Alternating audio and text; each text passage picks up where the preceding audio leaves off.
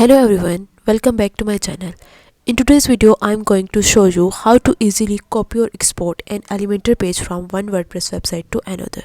So whether you are working on a multiple website or just need to transfer a beautiful design, this process is simple and can save you ton of times.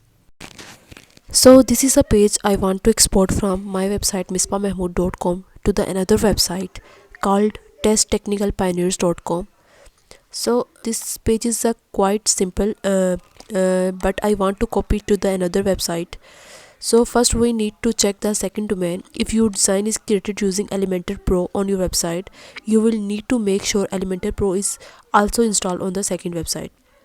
Otherwise the free version of Elementor will be necessary. So after that, go to your main website and in Elementor edit the page you want to export. So now this is the page in a editor view.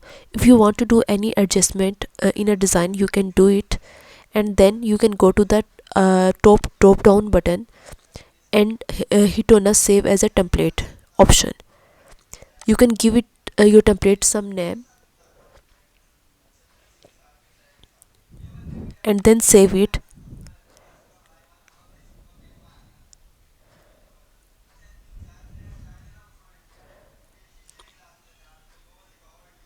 After that you can select your template from here, like I have given my template name to Misbah about. You can go to that three dots and export that template. Now this template is export on a download folder. After that you can go to the second domain and add a new page and give it some name and then publish it. Now you can edit this page with Elementor. So from here you can select the template option and go to the templates, add a new template. You can select the file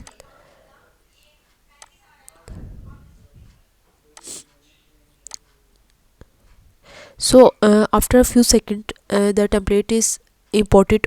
Now you can find it. So here it is, misbah.about. You can just click on the insert button and after a few seconds your template is imported. And that's it. You have successfully copied and exported your Elementor page from one WordPress website to another. It's that simple.